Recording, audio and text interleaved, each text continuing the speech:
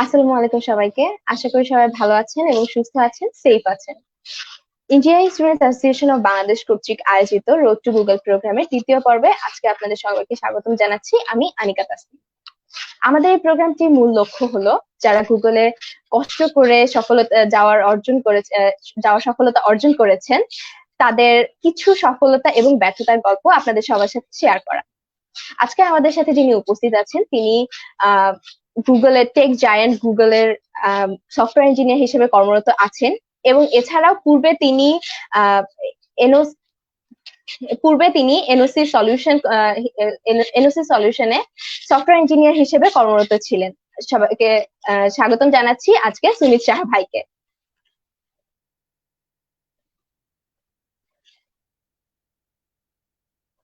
আসসালামু আলাইকুম ভাইয়া। আহ, কেমন আছেন ভাইয়া? ভাইয়া মাইকটা মেবি অফ, একটু কষ্ট করে অন করে নিলে বেটার হয়। ও সরি, আমার মাইকটা আসলে অফ ছিল। ভাইয়া সমস্যা নেই। কেমন আছেন ভাইয়া? হ্যাঁ, ভালো আছি। জি ভাই, আমরা তো জানি আপনি পোল্যান্ডে আছেন এখন। তো হ্যাঁ, ওখানে কি অবস্থা, করোনার পরিস্থিতি কিরকম? পোল্যান্ডের করোনার পরিস্থিতি, আসলে পোল্যান্ডে এখন করোনা সিচুয়েশন বলতে হলে সেকেন্ড ওয়েভ শুরু হয়েছে এবং এখানে মোটামুটি পিকেই আছে। ফার্স্ট ওয়েভে পোল্যান্ডে করোনা সিচুয়েশন যথেষ্ট কন্ট্রোল ছিল। লাইক তখন ম্যাক্সিমাম ইনফেক্টেড রেট ছিল পার ডে 300 to 400 এবং এটা কমে 200-এর মতো চলে আসছিল। বাট এখন মনে হচ্ছে সেকেন্ড ওয়েভ শুরু হয়েছে এবং এখন ইনফেক্টেড রেট এখানে আসলে পার ডে 800-900, মানে এখন আসলে ফার্স্ট অনেক ওয়েভ বেশি। এখন বেশি সিরিয়াস সিচুয়েশন চলতেছে পোল্যান্ডে। জি হ্যাঁ। তাহলে তো ভাইয়ার একদম পুরো বাসায় বসেই কাজ করতে হচ্ছে। হ্যাঁ, আমি আসলে ওয়ার্ক ফ্রম হোমে আছি, বাট টোটালি যে সবসময় যে বাসায় থাকা পসিবল হচ্ছে এমন না, মানে প্রয়োজন ছাড়া বাইরে যাওয়াটা আসলে অ্যাভয়েড করতেছি আর কি। আচ্ছা আচ্ছা। জি ভাইয়া, তাহলে আমরা আমাদের আজকের প্রোগ্রাম শুরু করতে পারি। ভাইয়া, আমরা শুরু করতে যাচ্ছি একদম আপনার ছোটবেলা থেকে, যে আপনার স্কুল কলেজ কেমন ছিল। তো ভাইয়া, আপনার স্কুল কেমন ছিল বা আপনি কেমন ধরনের স্টুডেন্ট ছিলেন, প্রথম সারির স্টুডেন্ট অর ব্যাক বেঞ্চার আমরা যেটাকে বলি, সেটা সেই হিসেবে মানে কোন ধরনের মধ্যে, কোন সারির মধ্যে আপনি পড়তেন? আসলে আমার যেটা মনে হয় যে আমি ক্লাস 6-7 পর্যন্ত বেশ ভালো স্টুডেন্ট ছিলাম। এরপরে হচ্ছে মোটামুটি স্টুডেন্ট ছিলাম আর কি, যে খুব বেশি ভালো খুব বেশি খারাপ না। আমার আসলে স্কুল লেভেলটা পুরাই হচ্ছে গ্রামের একটা স্কুলে পড়াশোনা ছিল, আমার প্রাইমারি স্কুল এবং হাই স্কুল। তো দেখা যায় যে ক্লাস 5-6 পর্যন্ত আসলে বেশ ভালো স্টুডেন্ট ছিলাম, বাট তারপরে যেটা মনে হয় যে ওইখানে কম্পিটিশনের অভাব ছিল বা ওইরকম একটা খুব একটা ভালো ইনভায়রনমেন্ট ছিল, বাট মেনলি প্রবলেম যেটা কম্পিটিশনের একটা অভাব ছিল। তো দেখা যায় তখন আমি প্রথম দিককার স্টুডেন্ট থাকলেও আসলে যদি বাইরের অন্যান্য স্কুল কলেজের সাথে কম্পেয়ার করি বা বাইরের ইনভায়রনমেন্টের সাথে কম্পেয়ার করি, তখন ওটা খুব একটা ভালো ছিল না। সো এভাবে আসলে আহ মোটামুটি একটা অবস্থান নিয়ে স্কুল জীবন শেষ করা হয়। এবং যদি কলেজ জীবনের কথা বলি, এর পরবর্তীতে স্কুল শেষ করার পরে আমি আসলে ঢাকাতে কলেজে ভর্তি হই। তখনও যে আসলে খুব ভালো কিছু ছিলাম তা না, মানে ভালো কোনো স্টুডেন্ট ছিলাম বা এরকম না।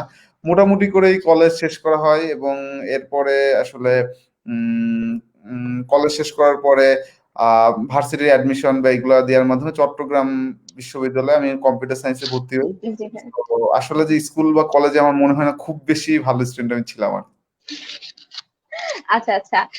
ভাইয়া, আপনার কোনো স্মরণীয় ঘটনা স্কুলের বা কলেজে যেটা আপনাকে ইনফ্লুয়েন্স করেছে আজকে এই পজিশনে আসার জন্য, বা কিভাবে আপনি চিন্তা করেছেন যে এই এই জার্নিটাতে স্টার্ট করা যায় বা কিভাবে এই পথটা ধরা যায়? আসলে না, স্কুল কলেজের ওইরকম কোনো ঘটনা না। আমি আসলে প্রোগ্রামিং জিনিসটার সাথে পরিচিত হয়েছি ভার্সিটিতে অ্যাডমিট হওয়ার পরেই। তো ভার্সিটি অ্যাডমিশনের আগে আসলে আমি কম্পিউটার প্রোগ্রামিং কি বা কোনো কিছুই সম্পর্কে জানতাম না। তখন আসলে যদি কম্পিউটারের প্রতি আগে কোনো আগ্রহ থাকতো, যখন কলেজ লাইফে ছিলাম বা স্টুডেন্ট লাইফে ছিলাম, সেটা একমাত্র ছিল কম্পিউটার গেমস। তো আমি ভর্তি হওয়ার পরেও হচ্ছে যে যখন কম্পিউটার সায়েন্সে ভর্তি হই, তখন হচ্ছে যে প্রথমে ঠিক আছে একটা গেমিং সিপিইউ কিনতে হবে, গেম খেলবো সারাদিন, এরকম একটা প্রিপারেশন ছিল আর কি।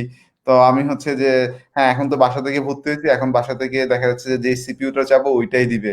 সো আমি হচ্ছে একটা এরকম একটা সিপিইউ কনফিগারেশন কিনলাম যেটাতে আসলে আমি খুব ভালো টেমিংস খেলতে পারি। তো দেখা গেল যে আমি প্রথম 1-2 মাস টানা প্রচুর গেমস খেলার পরে আমার হচ্ছে গেমস খেলার পরে আসলে একটা বোরিংনেস চলে আসলো যে ঠিক আছে সারাদিন আর গেমস খেলতে ভাল লাগে না। তখন কি করা যায়? তো আমার হচ্ছে একটা কাজিন ছিল যিনি হচ্ছে নর্থ সাউথে পড়তো কম্পিউটার সায়েন্সে। তো উনি আসলে আমাকে প্রথম বুঝাইছিল যে আসলে এইরকম কিছু জিনিস আছে যেখানে মানে প্রোগ্রামিং বলে একটা জিনিস আছে, বা এখান থেকে অনেক কিছু করার সুযোগ আছে, এরকম অনেক টেক জায়ান্ট কোম্পানি আছে যেখানে জব করা যায়, like Google, Facebook, Amazon. So উনার কাছ থেকে আসলে প্রথম আমার প্রোগ্রামিং সম্পর্কে জানা এবং আসলে প্রোগ্রামিং করে কি করা সম্ভব এগুলা জানা হয়। তারপরে আস্তে আস্তে ভার্সিটি থেকেও সিনিয়রদের থেকেও বিভিন্ন গাইডলাইন মানে থেকেও জিনিসগুলো জানা হয়েছে যে আসলে প্রোগ্রামিং জিনিসটা কি, বা হচ্ছে যে প্রোগ্রামিং করার ফলে কোথায় কোথায় জব অপরচুনিটি পাওয়া যেতে পারে, বা ক্যারিয়ারে কি কি অপরচুনিটি আছে, এইগুলা পরবর্তীতে আহ বিভিন্নভাবে জানছি। বাট আমি যদি বলি শুরুটা কিভাবে হয়েছিল, তাহলে বলতে হবে যে আমার একটা যে কাজিন ছিল আসলে উনার দেখা দেখি উনিও হচ্ছে কম্পিটিটিভ প্রোগ্রামিং বা প্রোগ্রামিং কন্টেস্ট অনেক কিছুতে অংশগ্রহণ করতো। আমি তখনই আসলে এগুলো সম্পর্কে কিছুই জানতাম না, বাট আমি প্রথম জিনিসগুলোর সাথে আমাকে উনিই পরিচয় করে দিছিল। আচ্ছা আচ্ছা। জি ভাইয়া, কলেজ লাইফে আপনার মানে কলেজ লাইফে আপনার এই ক্ষেত্রে কোনো এক্সপিরিয়েন্স ছিল যে আপনি কোডিং বা এই টাইপের কোনো ফ্যাক্টের যে ক্ষেত্রে আপনি গুগলের প্রতি বা যে কোনো বড় আসলে কোম্পানির ক্ষেত্রে? কলেজ লাইফে থাকতে এরকম কোনো ফ্যাসিনেশন ছিল না। আমার আসলে যখন আমি কলেজ শেষ করি আমার খুব ইচ্ছা ছিল যে আমি হচ্ছে অ্যাপ্লাইড ফিজিক্সে পড়বো। তো হচ্ছে যে বাট আনফরচুনেটলি আমি হচ্ছে কম্পিউটার সায়েন্সে ভর্তি হয়ে যাই। তো আমার এক সময় তখনও একদম প্রথম যখন আমি কম্পিউটার সায়েন্সে ভর্তি হই তখন আমি চিন্তা করছিলাম যে আমি হয়তো মাইগ্রেশন করে অ্যাপ্লাইড ফিজিক্সে শিফট করবো এবং অ্যাপ্লাইড ফিজিক্স নিয়ে পড়াশোনা করব। বাট আলটিমেটলি ওইটা আর হয় নাই। তো কলেজ লাইফে থাকতে আসলে আমার প্রোগ্রামিং বা কম্পিউটার সায়েন্সে পড়বো এরকম কোনো টার্গেটই ছিল না। তো এই জিনিসটা আসলে শুরু হয়েছে ভার্সিটির ফার্স্ট ইয়ার থেকেই। আচ্ছা। ভাইয়া, আপনি কি কখনো কলেজ, স্কুল বা ভার্সিটিতে এক্সট্রা কারিকুলার অ্যাক্টিভিটিজ এর সাথে যুক্ত ছিলেন, বা ভলান্টিয়ারিং এই ধরনের কর্মসূচি বা এই ধরনের কর্মসূচি আপনাকে কতটা হেল্প করেছে বলে আপনার মনে হয়? যদি আমি এক্সট্রা কারিকুলাম অ্যাক্টিভিটিস বলি, আমি হচ্ছে বিভিন্ন রকম প্রোগ্রামিং কন্টেস্টে লাইক ন্যাশনাল যে কন্টেস্ট গুলা আইইউপিসি, আইসিপিসি, এইগুলোতে যথাসম্ভব পার্টিসিপেট করার চেষ্টা করতাম। এছাড়া বিভিন্ন online contest like code forces বা অন্যান্য টপ কোডার এগুলোতে কন্টেস্ট করার চেষ্টা করতাম। সো আমার এক্সট্রা কারিকুলাম অ্যাক্টিভিটিস বলতে হচ্ছে আমি সবসময় প্রোগ্রামিং কন্টেস্টের সাথে কানেক্টেড থাকার চেষ্টা করছি, এটাই।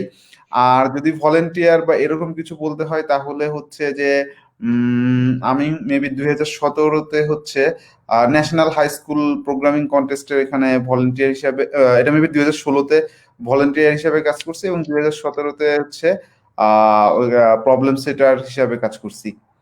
সো হ্যাঁ, ভলেন্টিয়ার ওয়ার্কস বলতে এটাই। আচ্ছা আচ্ছা।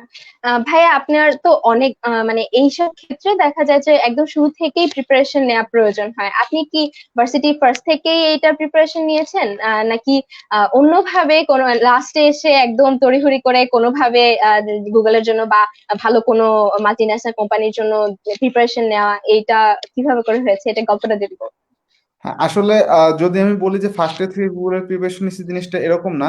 ফার্স্ট ইয়ার থেকে আমি যেটা অলওয়েজ চেষ্টা করছি যে আমি কম্পিটিটিভ প্রোগ্রামিং বা প্রবলেম সলভিং এর সাথে থাকার চেষ্টা করছি, বা নিয়মিত প্রোগ্রামিং কন্টেস্ট গুলোতে পার্টিসিপেট করার চেষ্টা করছি।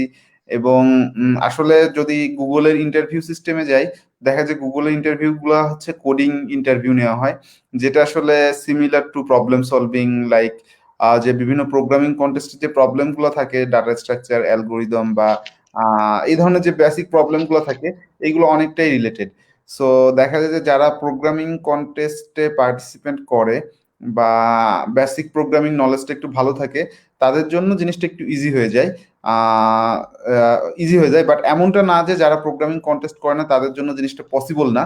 কারণ প্রোগ্রামিং কন্টেস্ট এবং কোডিং ইন্টারভিউর প্রবলেমগুলা কিছুটা মিল থাকে, মানে টপিকস গুলা বেশ মিল থাকে। সো দেখা যায় যে আমি হচ্ছে first year to fourth year পর্যন্ত আমি কখনো গুগল বা এ ধরনের কোনো জায়ান্ট কোম্পানি বা কোনো জব ইন্টারভিউ প্রিপারেশন আসলে নেই নাই। আমি যেটা করছি যে তখন প্রোগ্রামিং কন্টেস্টের জন্যই নিজেকে প্রিপেয়ার করছি বা কম্পিটিটিভ প্রোগ্রামিং এর জন্য করার চেষ্টা করছি, এবং এই জিনিসটাই আসলে ডিরেক্টলি গুগলের প্রিপারেশন না হলেও এটা হচ্ছে ইনডিরেক্টলি হচ্ছে ওয়ান কাইন্ড অফ আমাকে হেল্প করছে। এবং মেনলি আমি গুগলের জন্য প্রিপারেশন নেওয়া শুরু করছিলাম যখন হচ্ছে আমি এনওসি সলিউশনে ছিলাম।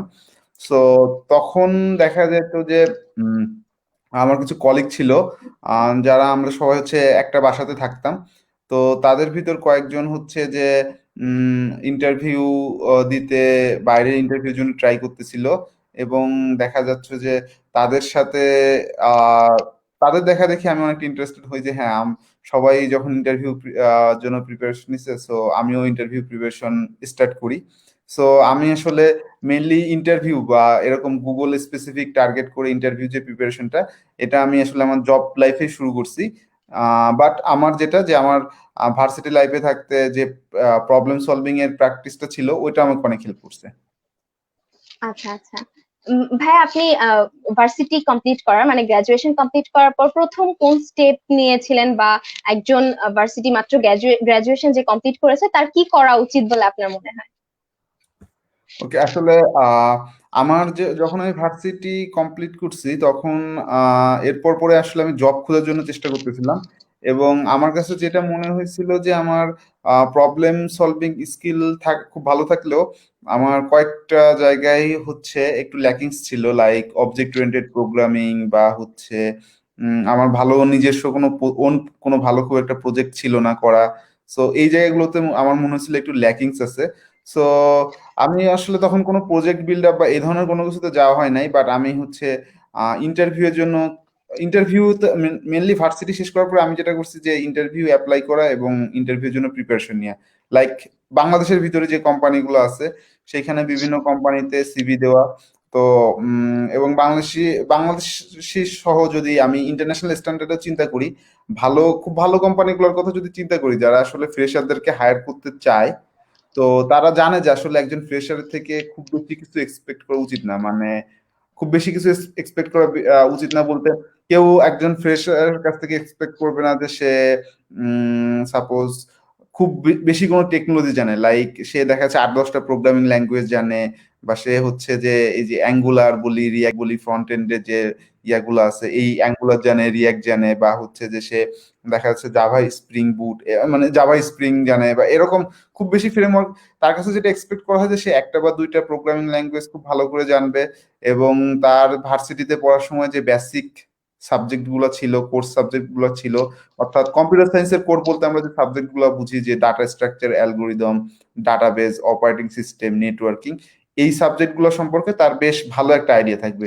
সবকিছু না, যে টপিকস গুলো খুব ভালো, যেরকম যদি আমি অপারেটিং সিস্টেমের কথা বলি, অপারেটিং সিস্টেমে মেমোরি ম্যানেজমেন্ট, সিপিইউ শিডিউলিং, এই জিনিসগুলো সম্পর্কে তার ক্লিয়ার কনসেপ্ট থাকবে। নেটওয়ার্কিং এর ক্ষেত্রে যেটা ট্রান্সপোর্টেশন লেয়ার যেটা নেটওয়ার্কিং এর, এই জিনিসগুলো সম্পর্কে তার বেশ ভালো একটা ধারণা থাকবে।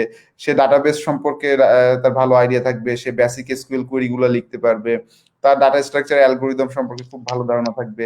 সে অবজেক্ট ওরিয়েন্টেড প্রোগ্রামিং নলেজ পারবে, অবজেক্ট ওরিয়েন্টেড প্রোগ্রামিং সম্পর্কে তার একটা ভালো ধারণা থাকবে। হ্যাঁ, এবং হচ্ছে যে যে কোনো একটা প্রোগ্রামিং ল্যাঙ্গুয়েজে সে বেশ ভালো মানে ফ্রিলি কোডিং করতে পারবে, লাইক ফ্লুয়েন্টলি কোডিং করতে পারবে।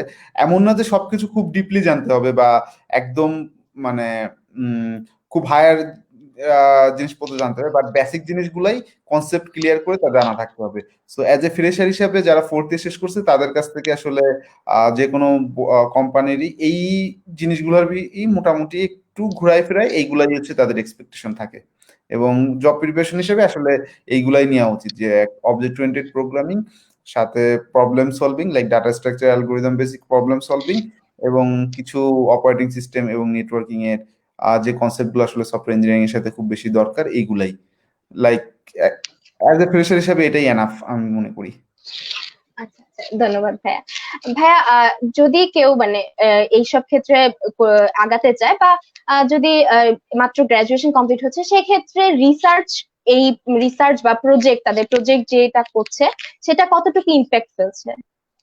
আসলে প্রজেক্ট থাকাটা বেশ ইম্পর্ট্যান্ট আমি মনে করি, কারণ কারো যদি আহ, অনেকে হচ্ছে ফোর্থ ইয়ারে থিসিস করে বা অনেকেই প্রজেক্ট করে, জি বা ওটা করা ছাড়াও হচ্ছে যে দেখা যায় যে আরো ভার্সিটির বিভিন্ন রকম কোর্স থাকে, যেরকম অনেকের ওয়েব কোর্স থাকে বা ইয়া কোর্স থাকে।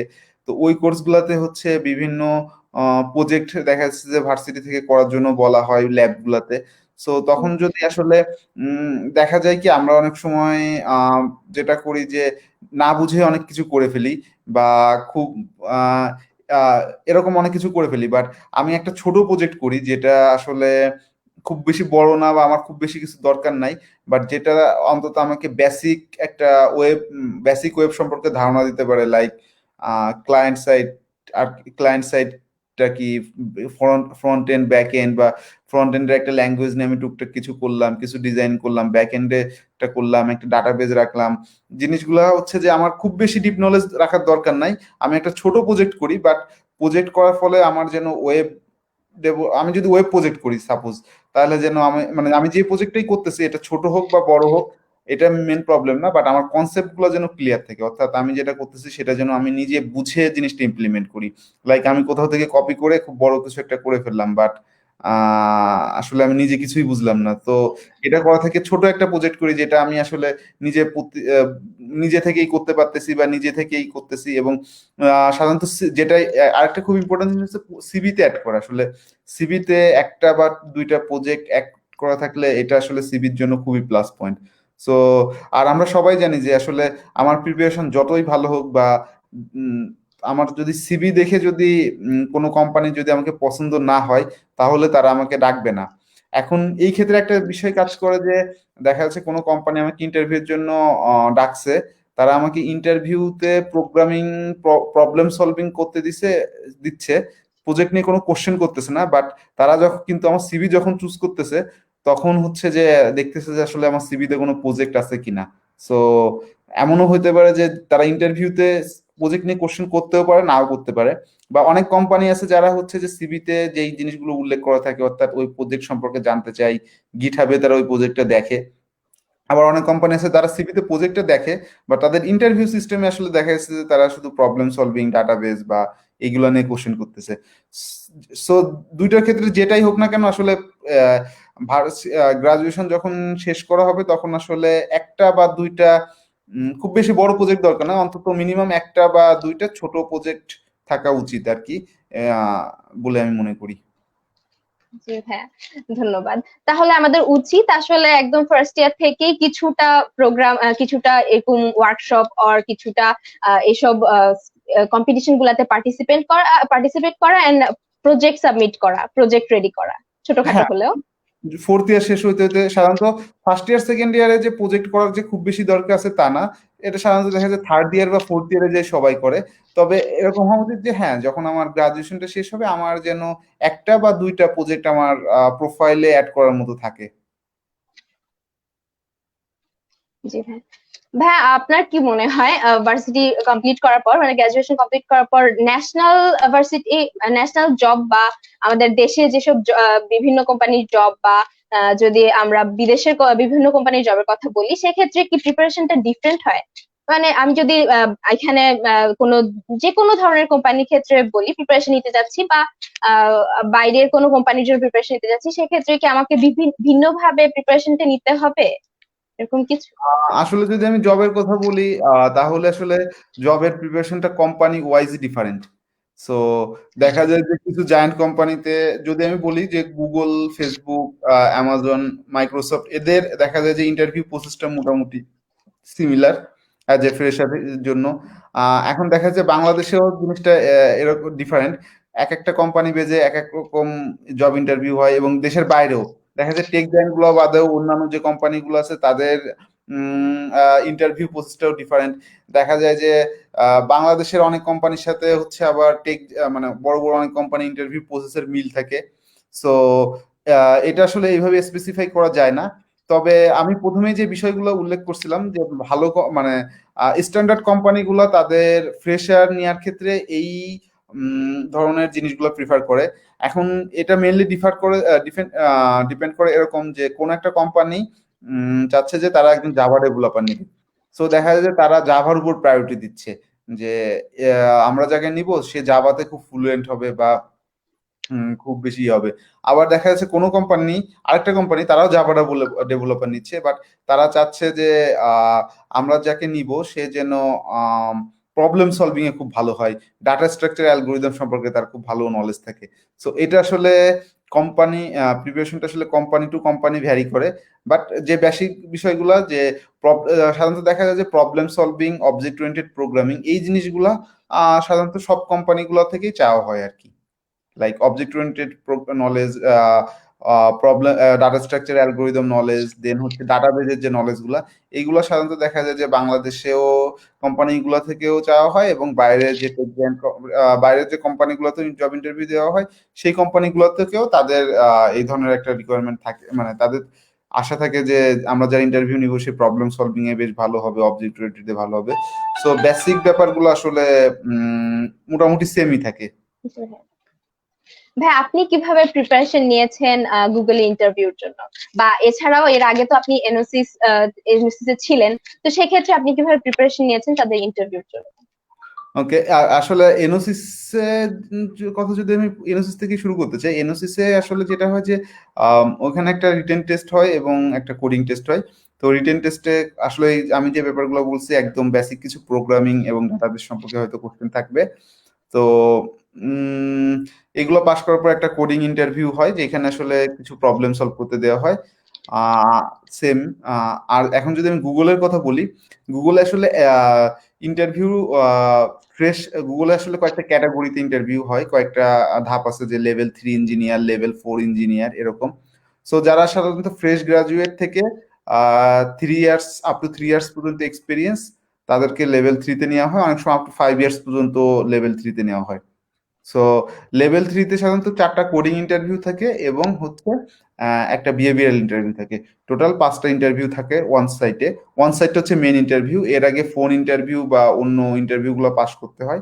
সো আমি অন্য যদি আমি প্রথম থেকে একদম একটু বর্ণনা করতে চাই, সো গুগলে হচ্ছে অ্যাপ্লাই করার পরে যে রিক্রুটার যে থাকে, উনি হচ্ছেন জাস্ট একটা এইচআর কল বলা হয় বা রিক্রুটার কল বলা হয়।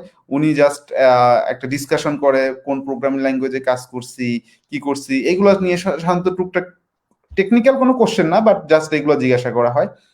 তো এই ইন্টারভিউর পরে আহ, এটা একটা ফর্মালিটি, জাস্ট ফর্মাল ইন্টারভিউ। এটার পরে থেকে আসলে মেন ইন্টারভিউ গুলো শুরু হয়। সো প্রথম ইন্টারভিউটার নাম হচ্ছে ফোন ইন্টারভিউ। ফোন ইন্টারভিউতে আসলে 1 ঘন্টার একটা ইন্টারভিউ ধরা হয়, এবং আমরা সবাই জানি আসলে এক্সপেক্টেড টাইমের ভিতরে সবসময় সবকিছু শেষ হয় না। সো এটা 1 ঘন্টার বেশি হয়ে যেতে পারে। সো এখানে সাধারণত 45 মিনিটস থেকে কোডিং করার জন্য, এবং কোডিং এ একটা বা দুইটা প্রবলেম দেওয়া থাকে এবং প্রবলেম গুলো সলভ করতে হয়। এবং বাকি যে দেখা যাচ্ছে 15-20 মিনিট থাকে, এটা ইন্টারভিউয়ারের সাথে ডিসকাশন, জাস্ট ইন্টারভিউয়ার হচ্ছে প্রজেক্ট সম্পর্কে জানতে চাইতে পারে, প্রিভিয়াস ওয়ার্ক এক্সপিরিয়েন্স সম্পর্কে জানতে চাইতে পারে, যে কোনো কিছু সম্পর্কে, বা হচ্ছে যে সিএসসির বেসিক কোনো একটা বিষয় সম্পর্কে যাইতে চাইতে পারে। বাট সেটা অবশ্যই রিলেভেন্ট, মানে ইন্টারভিউয়ার কখনো এমন কিছু নিয়ে কোশ্চেন করে বসে না যে যেটা তার জানার কথা না। লাইক দেখা যাচ্ছে সেটা সিভিতে লিখছে, সে অ্যাঙ্গুলার সম্পর্কে জানে। সো ইন্টারভিউর এই ক্ষেত্রে তাকে হচ্ছে অ্যাঙ্গুলার নিয়ে কোনো একটা কোশ্চেন করতে পারে চাইলে, বাট সে তার সিভিতে লেখে নাই। আহ, এরকম আউট টপিক্স এর কোনো কিছু নিয়ে সাধারণত ইন্টারভিউরা কোশ্চেন করে না। আর হচ্ছে অ্যাজ এ ফ্রেশ গ্রাজুয়েট হিসেবে ইন্টারভিউ জানে যে সে ডাটাবেস বা অপারেটিং সিস্টেম বা এই জিনিসগুলো পড়ছে, সো সেখান থেকেও চাইলে ইন্টারভিউর কোশ্চেন করতে পারে। সো এই 10-15 মিনিটের ডিসকাশনটা আসলে ইন্টারভিউয়ারের উপর ডিপেন্ড করে, বাট মেইনটা হলো কোডিং টেস্ট। এরপরে যদি আমি যাই, ফোন ইন্টারভিউ পাস করার পরে যেটা আসে এটা হচ্ছে onsite interview. Onsite interview সাধারণত 5টা ইন্টারভিউ থাকে এবং 5 ঘন্টা সময়, এবং যেখানে 4টা কোডিং ইন্টারভিউ থাকে। এবং এই 4টা coding interview similar to phone interview. একদম ফোন ইন্টারভিউতে যেটা হয়েছে সেম স্ট্যান্ডার্ডে 4টা ইন্টারভিউ হয়। কোনো ইন্টারভিউর হার্ডনেস একটু কম থাকে, কোনো ইন্টারভিউর হার্ডনেস একটু বেশি থাকে, এটা ডিপেন্ড করতে পারে। বাট মানে প্রসেসটা সিমিলার, 4টা কোডিং ইন্টারভিউ এবং একটা বিহেভিয়ারাল ইন্টারভিউ। এটাকে আসলে বলা হয় বিহেভিয়ারাল অ্যান্ড গুগলিনেস। এখানে সাধারণত কিছু বিহেভিয়ারাল কোশ্চেন থাকে, যে অফিস কালচারে কি হইতে পারে, যে দেখা যাচ্ছে যে দুইজন কলিগের মাঝখানে কিভাবে কমিউনিকেশন করা উচিত, এই ব্যাপারগুলো নিয়ে নিয়ে কোশ্চেন থাকতে পারে। তারপরে বিভিন্ন রকম পাজেল দিতে পারে, সো এরকম একটা বিহেভিয়ারাল ইন্টারভিউ হয়, এবং এই ইন্টারভিউগুলোতে 5 জন ইন্টারভিউয়ারের ফিডব্যাক নেওয়া হয়। নেওয়ার পরে হচ্ছে যদি সে খুব বেশি খারাপ করে তখন তাকে রিজেকশন পাঠিয়ে দেওয়া হয়, এবং তারটা যদি কনসিডার করার মতো হয় তখন তাকে হায়ারিং কমিটিতে পাঠানো হয় আসলে। তো হায়ারিং কমিটিতে আসলে 5 জন ইন্টারভিউয়ারের ফিডব্যাকের উপর বেস করে হায়ারিং কমিটি ফাইনালি ডিসাইড করে যে একে হায়ার করা হবে কি হবে না। সো হায়ারিং কমিটিতে যখন যাওয়া হয় আসলে ফ্রেশ গ্রাজুয়েটদের জন্য তাদের ফুল এডুকেশনাল হিস্টোরি, লাস্ট 3 ইয়ার্স এর ভিতর কোনো কোর্স কমপ্লিট করে থাকলে, অর্থাৎ কেউ যদি লাস্ট 3 ইয়ার্স এর ভিতর তার ভার্সিটি কমপ্লিট করে থাকে বা বিএসসি বা মাস্টার্স কোনো কিছু, তাহলে সেটার একাডেমিক ট্রান্সক্রিপ্ট এগুলো জমা দেওয়া প্রয়োজন। এবং হচ্ছে হায়ারিং কমিটি মোটামুটি 1 থেকে 1.5 মাসের ভিতরে একটা ডিসিশন নেয়। সো হায়ারিং কমিটি যদি পজিটিভ একটা ডিসিশন দেয় তখন আসলে আহ, তাকে টিম খুঁজে পেতে হয়, অর্থাৎ হায়ারিং কমিটি তার পজিটিভ ডিসিশন দেওয়ার পরে 1 বছর সময় থাকে টিম খুঁজে পাওয়ার জন্য। টিমটা বলতে হচ্ছে বোঝাচ্ছি যে গুগলের বিভিন্ন রকম প্রোডাক্ট আছে এবং বিভিন্ন কান্ট্রিতে অফিস আছে। তো হায়ারিং কমিটি পাশ করার পরে আসলে সে কোন টিমে জয়েন করবে বা কোন কান্ট্রিতে জয়েন করবে এটা তখন ডিসিশনটা নেওয়া হয়। এই ক্ষেত্রে রিক্রুটার যেটা করে যে গুগলের বিভিন্ন অফিসে যেসব ইঞ্জিনিয়ারিং ম্যানেজার আছে তাদের সাথে কন্ট্যাক্ট করার চেষ্টা করে, এবং হচ্ছে যে তখন দেখা যাচ্ছে আমার সিভিটা নিয়ে তারা হচ্ছে বিভিন্ন ইঞ্জিনিয়ারিং ম্যানেজারের কাছে পাঠানো হচ্ছে যে হ্যাঁ এই ছেলেটা ওয়ান সাইড পাস করছে, একে কি আপনি আপনার টিমে হায়ার করতে চান। এরকম 1 বছরের ভিতরে যদি কোনো টিম সে পায়, অর্থাৎ কোনো ইঞ্জিনিয়ারিং ম্যানেজার যদি তাকে নিতে চায় তার আন্ডারে, ইঞ্জিনিয়ারিং ম্যানেজারের সাথে ডিসাইডটা করে। সো এই ক্ষেত্রে সেই ইঞ্জিনিয়ারিং টিমের জন্য সেই কান্ট্রি বেসিসে তাকে জব অফার দেওয়া হয়, এবং জব অফার পর সাধারণত 1 বছরের ভিতর আসলে জয়েন করাটা ম্যান্ডেটরি। 1 বছরের ভিতর যদি কেউ জয়েন না করে তার অফারটা ক্যান্সেল করা হয়। আচ্ছা আচ্ছা, সেক্ষেত্রে ভাইয়া এই ইন্টারভিউ প্রিপারেশনের জন্য আমাদের কি কি স্টেপ মেইনলি উচিত নেওয়া, বা আমাদের কি কি প্রিপেয়ার কিভাবে করে আগানো উচিত, যারা মাত্র গ্রাজুয়েশন কমপ্লিট করছে বা এখনো পড়াশোনা করছে তাদের জন্য যদি কিছু ওকে, আসলে যারা পড়াশোনা করতেছে, উম, আমি মনে করি যারা first year, second year, third ইয়ারে এইগুলা নিয়ে খুব বেশি চিন্তা ভাবনা করার কিছু নাই। তোমরা তারা আসলে প্রোগ্রামিং বা অন্যান্য তাদের যে পড়াশোনাগুলা এইগুলার উপরই মনোযোগী থাকতে পারে। যখন যারা ফোর্থ ইয়ার স্টুডেন্ট আছে বা ফোর্থ ইয়ার শেষ করে বিভিন্ন জায়গায় জব করতেছে তারা এই জিনিসগুলো নিয়ে চিন্তা ভাবনা করতে পারে। সো এই ক্ষেত্রে আমি যেটা সাজেস্ট করব যে ইন্টারভিউ এর জন্য সব থেকে ভালো একটা প্রিপারেশন হচ্ছে ইন্টারভিউ দেওয়া। মানে আহ, আপনি হচ্ছে যে যত বাইরের কোম্পানিগুলোতে ইন্টারভিউ দিবেন তত হচ্ছে আপনি আরো নিজেকে প্রিপেয়ার করতে পারবেন। লাইক ইন্টারভিউ দেওয়াটাই হচ্ছে একটা ইন্টারভিউ প্রিপারেশন, আসলে তখন বোঝা যায়, নিজেকে জাজ করা যায়। এটা একটা জিনিস। তারপর হচ্ছে যে কিছু সাইট আছে যেরকম লাইক ইন্টারভিউ বিট বা লিড কোড, এই এই সাইট গুলোতে আসলে বিভিন্ন কোশ্চেন পাওয়া যায় যে হচ্ছে দেখা যায় যে গুগলে, ফেসবুকের, মাইক্রোসফটের এরকম জায়ান্ট কোম্পানিগুলোতে কি ধরনের কোশ্চেন হয়, এই স্যাম্পল কোশ্চেন গুলো থাকে। সো এই সাইটগুলোতে প্র্যাকটিস করলে আসলে নিজেকে একটু জাজও করা যায়, এবং হচ্ছে যে বোঝাও যায় যে এই টাইপের প্রবলেমগুলো আমার প্র্যাকটিস করতে হবে। দেন হচ্ছে মক ইন্টারভিউ দেওয়ার জন্য কিছু সাইট আছে যে লাইক ইন্টারভিউ বিটে দেওয়া যায়, লিড করেও দেওয়া যায়, এবং প্রাম্প নামে একটা সাইট আছে যেখানে আসলে দুইজন চাইলে মক ইন্টারভিউ দিতে পারে, যে একজন আরেকজনের ইন্টারভিউ নিবে এবং দিবে এই দুজনের মাঝে। সো এই প্র্যাকটিসটা আসলে প্রবলেম সলভিং এর সাথে সাথে ইন্টারভিউ দেওয়ার যে স্কিলটা এটাও আসলে গুরুত্বপূর্ণ। আর একটা জিনিস হচ্ছে যে যেটা সবাই করতে পারে যে অন্য তাদের যে ফ্রেন্ডরা আছে যারা জব ট্রাই করতেছে তারা আসলে নিজেরা নিজেদের ভিতর ইন্টারভিউ অ্যারেঞ্জ করতে পারে, যে একজন আরেকজন ইন্টারভিউ নিচ্ছে, নিয়ে তারা নিজেরা নিজেদেরকে জাজ করার চেষ্টা করতেছে, কোথায় ভুল ছিল এগুলো বোঝার চেষ্টা করতেছে। এবং আরেকটা জিনিস খুব ইম্পর্ট্যান্ট, এটা হলো স্পিকিং এবং লিসেনিং। দেখা যাচ্ছে আমি খুব ভালো ইন্টারভিউর জন্য খুব ভালো প্রিপারেশন নিচ্ছি, আমার ডাটা স্ট্রাকচার অ্যালগোরিদমের নলেজ খুব ভালো। আমি যে কোনো প্রবলেম দিলেই আমি দেখা যাচ্ছে যে 20 মিনিটে, 45 মিনিটের প্রবলেম আমি 20 মিনিটে সলভ করে দিতে পারতেছি, কোনো প্রবলেমই নাই। কিন্তু দেখা যাচ্ছে যে আমি ইন্টারভিউ যখন দিতে বলছি, ইন্টারভিউয়ার আমাকে ইংলিশে যেটা বলতেছে আমি এটা বুঝতেছি না, বা আমি আসলে একটা সলিউশন বের করছি, এটা আমি ইংলিশে এক্সপ্লেন করতে পারতেছি না ইন্টারভিউয়ারকে, বা করতে পারতেছি না। সো এই জিনিসটাও হচ্ছে খুব ইম্পর্ট্যান্ট। এবং ইন্টারভিউ দেওয়ার সময় একটা জিনিস সবসময় মাথায় রাখতে হয় যে আমি যেটা করতেছি প্রতিটা লাইন লেখার আগে এবং আমি সবসময় কি চিন্তা করতেছি এই জিনিসটা তে ইন্টারভিউয়ারকে সবসময় অলওয়েজ আপ টু ডেট রাখতে হয়। অর্থাৎ আমি কি চিন্তা করতেছি এটা সবসময় তাকে বলতে হবে যে আমি এটা চিন্তা করতেছি, এরকম ভাবে আপডেট তাকে রাখা হয় এবং সে ওটার বেসিসে কিছু কোশ্চেন তখন করে। আসলে 1 ঘন্টার কোডিং ইন্টারভিউটা এরকম না যে আমার একটা প্রবলেম দিল আমি চুপচাপ বসে 1 ঘন্টা কোড করে দিয়ে বললাম যে হয়ে গেছে, এরকম না। আমি কি চিন্তা করতেছি সেটা প্রতিটা মুহূর্তে তাকে আপডেটটা জানাইতে হয় এবং সে প্রত্যেকটা যেটার উপর সে মনে করে যে আমার কিছু তার কিছু কোশ্চেন আসে সে সেই টপিকস এর উপরই তখন কিছু একটা কোশ্চেন করে ফেলে। সো এই এটাও খুব ইম্পর্টেন্ট যে আমি হচ্ছে যে একটা জিনিস আহ, মানে ইন্টারভিউ দিচ্ছি, ইন্টারভিউর সাথে ঠিকমতো কমিউনিকেট করতেছি, তাকে সবকিছু জানাচ্ছি, আপডেট করতেছি। এই জিনিসটাও হচ্ছে আসলে কয়েকটা ইন্টারভিউ না দিলে এই প্র্যাকটিসটাও মনে হয় আমার কাছে হয় না আর কি। লাইক ইন্টারভিউ যেটা চাচ্ছে, দেখা যায় যে এমন সময় অনেক হয় যে আমি একটা ইন্টারভিউ আমাকে একটা প্রবলেম সলভ করতে দিছে, আমি একটা জিনিস চিন্তা করতেছি, এটা ইন্টারভিউরকে বললাম, ইন্টারভিউর ওইটা নিয়ে নতুন কোনো একটা কোশ্চেন আমাকে করলো। তো তখন দেখা যায় যে আগের পুরানো কোশ্চেনটা অমিট হয়ে গেছে, দেখা যায় 45 মিনিটের ভিতরে সে আমাকে নতুন নতুন কোশ্চেন করে আমাদের আসলে আমরা যে প্রবলেমটা সলভ করতেছিলাম ওই প্রবলেমটা সলভ না করে অন্য একটা প্রবলেমে চলে গেছি। এটাও ইন্টারভিউ টাইমে হয়।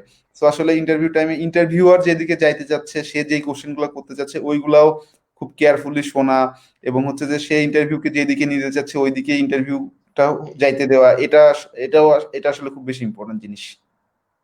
খুবই রেসপন্স করতে হবে সবকিছুতে, এন্ড তার আগে আমাদেরকে বেশি ইংলিশের উপর জোর দিতে হবে, যেটা দেখছি যে যেহেতু ইংলিশের উপর ইংলিশটা এখানে ম্যান্ডেটরি। কারণ হ্যাঁ আমি ওটা উল্লেখ বললাম যে আমি আসলে খুব ভালো, আমি সবকিছুই পারি বুঝি, বাট আমি যদি তাকে এক্সপ্লেন করতে না পারি এবং সে আমাকে কি বলতেছে এটা যদি আমি ঠিক মতো পিক করতে না পারি, তাহলে আসলে আমি যতই ভালো হই না কেন ইন্টারভিউ আমি পাশ করতে পারবো না।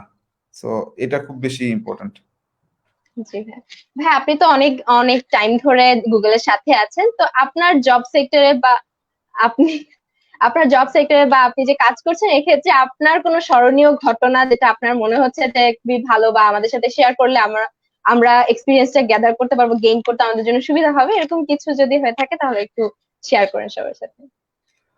আসলে আমি যে খুব বেশি দিন জব করতেছি তার না, আমি হচ্ছে ডিসেম্বর 2019-এ অ্যাজ এ সফটওয়্যার ইঞ্জিনিয়ার হিসেবে জয়েন করছি গুগল ওয়ার্কস অফিসে। So hmm. আমি আসলে এখানে ওয়ার্কস অফিস হচ্ছে গুগল ক্লাউড হাব, ক্লাউডের মেন ইঞ্জিনিয়ারিং অফিস। সো এখানে আসলে আমরা গুগল ক্লাউডের যত মেন টিমগুলো সব ওয়ার্কস অফিসে আছে। সো আমরা এখানে যারা কাজ করতেছি সবাই আসলে গুগল ক্লাউড নিয়ে কাজ করি। এবং ওয়ার্কস অফিসের একটা মজার ব্যাপার হচ্ছে ওয়ার্কস অফিসে সবাই সফটওয়্যার ইঞ্জিনিয়ার, এখানে কোনো সাইট রিলায়েবিলিটি ইঞ্জিনিয়ার নাই। আহ, মানে এখানে ওয়ার্কস অফিসে সবই সফটওয়্যার ইঞ্জিনিয়ারিং করা হয়। এবং ওয়ার্কস অফিসে এটা খুব বেশি যে বড় অফিস এমন না, বাট ইন ফিউচার এটা খুব একটা বড় অফিস হইতে যাচ্ছে। আর একটা ব্যাপার হচ্ছে যে আসলে ডিসেম্বর জানুয়ারি ফেব্রুয়ারি এই 3 মাস অফিস করার পর থেকে আমি আসলে ওয়ার্ক ফ্রম হোমে আছি। সো জি ভাই। অফিসে যাওয়াটা আসলে প্রচুর মিস করি। লাইক অফিসের ডাইনিং মিস করি, অফিসে বিভিন্ন অ্যাক্টিভিটিস গুলা, পুল খেলা বা গেমস খেলা বা বিভিন্ন আদার যে অ্যাক্টিভিটি গুলো ছিল এইগুলো আসলে এখন মিস করতেছি। বাট মেবি হচ্ছে আমরা 2021-এর মাঝামাঝি থেকে হয়তো আবার অফিসে যাওয়া শুরু করব। বাট এটা আসলে টোটালি করোনা সিচুয়েশনের উপর ডিপেন্ড করতেছে। জি ভাই, এটা তো আসলে একটা এখন প্রবলেমের মধ্যে যাচ্ছি প্যান্ডেমিকটার কারণে। ভাই আপনার এই সময় পর্যন্ত আপনার কি মনে হয় যে আপনার এখানে কোনো ফেলিয়ার বা কোনো প্রবলেম যেটা আপনি এখন পর্যন্ত সবচেয়ে বড় হিসেবে ফেস করেছেন, বা যদি এটা কোনোভাবে কাটিয়ে উঠেছেন, কিভাবে কাটিয়ে উঠেছেন, এটা যদি সবার সাথে শেয়ার। আসলে যদি প্রবলেম বলতে হয়, প্রবলেম আসলে রেগুলারলি কিছু না কিছু নতুন একটা প্রবলেম ফেস করা লাগে। সো যেটা হয়েছিল যে আমি যখন এখানে আসছি, আমি আগে যে স্ট্যাকে কাজ করে আসছি এখানে টোটালি সবকিছু ডিফারেন্ট, স্ট্যাক ডিফারেন্স, প্লাস এদের যে টুলস গুলো ইন্টারনালি আমরা ডেভেলপমেন্টের জন্য ইউজ করি সবকিছুই ডিফারেন্স। লাইক যদি বলি আমরা যে মানে এখানে সবকিছুই টোটালি আসলে বাইরের ওয়ার্ল্ড থেকে একটু বাইরের ইয়া থেকে একটু ডিফারেন্ট, সবই নিজস্ব ইন্টারনাল জিনিস। সো এখানে দেখা যায় খুব ভালো যে অনেক কিছু দেখা যায় যে ঠিকমতো ডকুমেন্টেশন লেখা আছে, বাট দেখা যায় যে নিজেদের লেখা ডকুমেন্টেশন বা কোনো কিছু একটা লেখা আছে ওইটাতে খুব বেশি এক্সপ্লেন করা নাই, কেউ একজন ডকুমেন্টেশন লিখে রাখছে। সো এই জিনিসগুলো অনেক কিছু প্রথম দিকে একটু গ্রাপ করা কঠিন হয়। তো আমার কাছে যখন প্রথম জয়েন করার পরে আমার কাছে যেটা মনে হচ্ছিল যে প্রথম প্রথম আমি প্রতিদিনই নতুন নতুন কোনো একটা প্রবলেম ফেস করতেছি এবং নতুন কিছু একটা শিখতেছি, এবং আমি মনে করতেছিলাম যে আচ্ছা এই জিনিসটা শিখতেছি, এরপরে হয়তো মনে হয় সবকিছু আমার কাছে কমন হয়ে যাবে, মানে আননোন কোনো কিছু পড়বে না চোখে, এরকম কোনো একটা জিনিস মনে হইতো। বাট পরে যেটা বুঝতে পারলাম যে না, আসলে এটা হবে না। আমার আসলে প্রতিদিনই কোনো নোন আননোন প্রবলেমের ভিতর দিয়ে যাইতে হবে।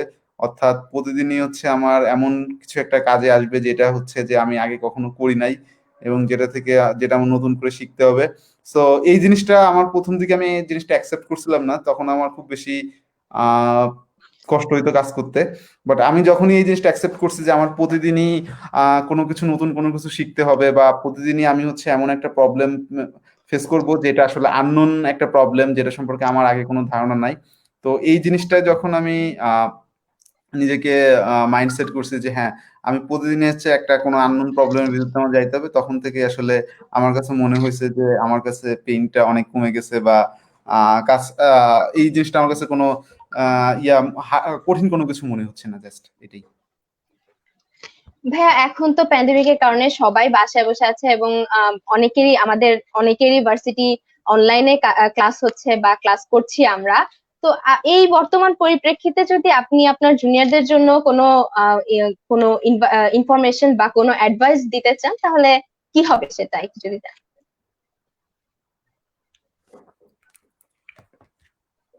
উম, আসলে এখন প্যান্ডামিকের সময় যারা আছে, আহ, এটাতে আমি যেটা উপদেশ দিব যে যারা আছে তার কোনো কিছু রেগুলারলি কোনো কিছু শেখার জন্য, লাইক আমি প্রতিদিন এমন ভাবে যেন একটা কাজ করি যে আমি প্রতিদিন বা আহ, কিছু যেন নতুন কিছু শিখি। লাইক কালকে আমি খুব অল্প পরিমাণে শিখি, প্রবলেম নাই, বাট আমি হচ্ছে নতুন যেন কোনো একটা নলেজ গ্যাদার করি বা এরকম কিছু একটা যেন করতে পারি। এটা আসলে আহ, আহ, খুবই ইম্পর্ট্যান্ট। আর আসলে সবাই যে প্রোগ্রামিং ভাল লাগবে বা সবাই যে ইয়া করবে এরকম না। তো যার যেটা ভালো লাগে সে সেটাই শিখতে পারে। লাইক কারো যদি প্রোগ্রামিং এর প্রতি খুব বেশি ইচ্ছা থাকে, সে এখন যেহেতু একটু সময় আছে, সময় পাওয়া যাচ্ছে, এখন একটু বেশি বেশি প্রোগ্রামিং করতে পারি। কারো যদি অ্যান্ড্রয়েড অ্যাপ বানানোর প্রতি ইচ্ছা থাকে, সে এই সেক্টরটা নিয়ে এখন কাজ করতে পারি। কারো যদি কোনো একটা প্রজেক্ট করার ইচ্ছা থাকে, কারো যদি থিসিসে কোনো পেপার পাবলিশ করার ইচ্ছা থাকে, সেটা নিয়ে কাজ করতে পারি। আসলে কোনো কিছুকেই ছোট বা বড় করে দেখার কিছু নাই, বাট যে যেটা ভাল লাগে সেটা মন দিয়ে করা উচিত। অর্থাৎ আমার একটা জিনিস ভাল লাগতেছে না, ওইটা আসলে ফোর্সফুলি না করে বা আমি ফেমের জন্য ওইটা না করে আমার কাছে যেটা ভাল লাগতেছে সেটা যদি আমি মন দিয়ে করি, আসলে সেটাই বেস্ট আউটপুট পাওয়া যায়। লাইক আমার কাছে যদি এখন মনে হয় যে আমার অ্যান্ড্রয়েড অ্যাপ বানাইতে ভালো লাগতেছে, তাহলে আমার ওটাই করা উচিত। এবং হচ্ছে যে যেটা করা উচিত ওটা খুব মন দিয়ে করা উচিত। অর্থাৎ আমি প্রোগ্রামিং করলে সেটাও খুব মন দিয়ে করবো। আমি দেখা যাচ্ছে ডাটাবেস নিয়ে পড়াশোনা করলে ওটা খুব মন দিয়ে করবো। বা হচ্ছে আমি দেখা যাচ্ছে যে কোনো একটা থিসিস পেপার বের করতে যাচ্ছি, তাহলে আমার ওটাই মন দিয়ে করা উচিত। অর্থাৎ যেটাই করি যে সেটা তার ডেডিকেটেডলি করা উচিত। সো জি ভাই। হ্যাঁ, থিসিস পেপার। জি ভাই। সো আমি সবাইকে সাজেশন থাকবে যে এখন যেহেতু একটু সময় আছে, সবাই প্রতিদিন এক্সট্রা 1-2 ঘন্টা সময় এখন সবাই আহ, মানে ম্যানেজ করতেই পারে। এবং দেখা যায় যে একদিন 5 ঘন্টা দিয়ে 10 দিন কোনো কিছু না করা থেকে দেখা যায় প্রতিদিন 1 ঘন্টা করে একটা নির্দিষ্ট কাজের পিছনে টাইম স্পেন্ড করাটা অনেক বেটার। প্রতিদিনই কিছু না কিছু শিখতে হবে, মেইন কথা। হ্যাঁ। ভাই, আপনি থিসিস পেপার নিয়ে বলছিলেন, যদি কেউ থিসিস বা পেপার পাবলিশন করতে চায়, এবং আহ, এই ক্ষেত্রে পেপার পাবলিকেশনটা কতটা হেল্পফুল হবে? আই মিন, আপনার জব সেক্টরে বা যদি গুগলের ক্ষেত্রে বলতে চাই, তাহলে পেপার পাবলিকেশনটা এখানে কতটা ইম্প্যাক্ট ফেলবে? আসলে যদি আমি ফ্রেশ গ্রাজুয়েট হিসেবে বলি, তাহলে এটা আসলে খুব কোনো একটা বড় ইফেক্ট ফেলে না ম্যাক্সিমাম ক্ষেত্রেই। কারণ আসলে আমরা সবাই জানি যে গ্রাজুয়েশন লেভেলে আসলে যে খুব থিসিসে যে আমরা কেউ যে খুব বেশি কোনো একটা নতুন টপিকস নিয়ে কোনো কিছু নিয়ে রিসার্চ করতেছি, আসলে জিনিসটা এরকম না। আমার কাছে যেটা মনে হয় যে গ্রাজুয়েশন এবং মাস্টার্স এর ক্ষেত্রে যে থিসিস গুলো থাকে, এগুলা হচ্ছে আসলে একজন স্টুডেন্টকে থিসিস এনভায়রনমেন্ট বা থিসিস কিভাবে করতে হয় বা এই কালচারটার সাথে পরিচিত করানো। আসলে থিসিসের মেন ইফেক্টটা আমার কাছে যেটা মনে হয় যে এই যে 2 মাস 3 মাস 4 মাসে আমরা যেটা করি এটা আসলে এই সময় আসলে ইফেক্টিভ কিছু আসে না। সো দেখা যায় অ্যাজ এ ফ্রেশ গ্রাজুয়েট হিসেবে থিসিসের খুব একটা কোনো ভ্যালু নাই, বাট যখন যারা পিএইচডি হোল্ডার তাদের জন্য আসলে এটা খুব গুরুত্বপূর্ণ। যেরকম গুগলে অনেক রিসার্চ পজিশন আছে যেখানে পিএইচডি হোল্ডাররা হচ্ছে জব করে বা সরাসরি দেখা যাচ্ছে তারা বিভিন্ন রিসার্চের জন্য অ্যাপ্লাই করে। তো দেখা যায় যে কেউ একজন মেশিন লার্নিং রিসার্চার হিসেবে জয়েন করতে যাচ্ছে, সো সে যে মেশিন লার্নিং এর উপর তার পিএইচডি পেপারটা ছিল সেটা হয়তো সেই ক্ষেত্রে important, but as a fresh graduate engineer হিসেবে যারা ঢুকতে চায় সফটওয়্যার ইঞ্জিনিয়ার হিসেবে তাদের জন্য আসলে এটা খুব বেশি একটা প্রভাব ফেলে না। এবং যেটা বললাম যে অনার্স এবং মাস্টার্স এর আসলে থিসিসে কেউ মানে খুব বেশি কিছু যে এক্সপেক্ট করে এমনটাও না, তারা এক্সপেক্ট করে যে হ্যাঁ সে জাস্ট থিসিসটা কি বা থিসিস কিভাবে লিখতে হয় বা এই জিনিসগুলোর সাথে পরিচিত হচ্ছে। কারণ জিনিসগুলো হচ্ছে যে অনার্স একটা ছেলে থিসিস করার জন্য হয়তো 2 বা 3 মাস স্পেন্ড করে, বা মাস্টার্সেও সেম দেখা যাচ্ছে 1 মাস বা 2 মাস স্পেন্ড করে। তো আসলে এই ক্ষেত্রে সবাই জানে যে 1 মাস বা 2 মাসে এমন কোনো কিছু ইনভেন্ট করা সম্ভব না, বা খুব বেশি কিছু করা আসলে মানে নতুন কোনো কিছু আসলে ইনভেন্ট করা সম্ভব না আর কি। জি ভাই। ভাই আপনি যেখানে কাজ করছেন বা আপনার জব সেক্টরে আপনার সাথে কি সবাই কম্পিউটার সায়েন্স বা সফটওয়্যার ইঞ্জিনিয়ার ব্যাকগ্রাউন্ড থেকে এসেছে, নাকি বিভিন্ন ব্যাকগ্রাউন্ড থেকেও আছে, যেমন ট্রিপল ই বা আমরা যদি অন্য আরো অনেক ব্যাকগ্রাউন্ডের কথা বলি সেক্ষেত্রে কি তারাও আছে ওরকম বিভিন্ন ডিপার্টমেন্ট থেকে? আসলে যদি এটা বলতে হয় যে আমি আসলে যে টিমে কাজ করি আমার টিমের সবাই কম্পিউটার সায়েন্স ব্যাকগ্রাউন্ডের, বাট যদি আমি অফিসের কথা চিন্তা করি আসলে সেখানে অন্যান্য ব্যাকগ্রাউন্ডেরও অনেকেই আছে, যে লাইক ট্রিপলি থেকে আছে বা অন্যান্য ইঞ্জিনিয়ারিং সেকশন থেকে আছে, ইভেন মার্কেটিং থেকে আছে, এবং হচ্ছে যে বাইরে অনেক সাবজেক্ট আছে যেগুলো আসলে বাংলাদেশে এই সাবজেক্টগুলো এখনো হয়তো কোনো ইউনিভার্সিটিতে খোলা হয় নাই। লাইক কিছু সাবজেক্ট আছে যেখানে হচ্ছে বিবিএ এবং প্রোগ্রামিং মানে মার্কেটিং এন্ড প্রোগ্রামিং একসাথে পড়ানো হয়, লাইক ইনভেস্টমেন্ট ফিনান্স। সো দেখা যায় যে ওদের ইনভেস্টমেন্ট ফিনান্সে দেখা যায় কম্পিউটার সায়েন্সের অনেক কোর্স সাবজেক্ট গুলো পড়ানো না হলেও প্রোগ্রামিং এবং হচ্ছে কোর্সটা হচ্ছে যে প্রোগ্রামিং এবং হচ্ছে যে মার্কেটিং জিনিসটা এই দুইটা বিষয় নিয়ে পড়াশোনা করানো হয়। সো এই ধরনের সাবজেক্ট গুলো থেকে অনেকে আছে।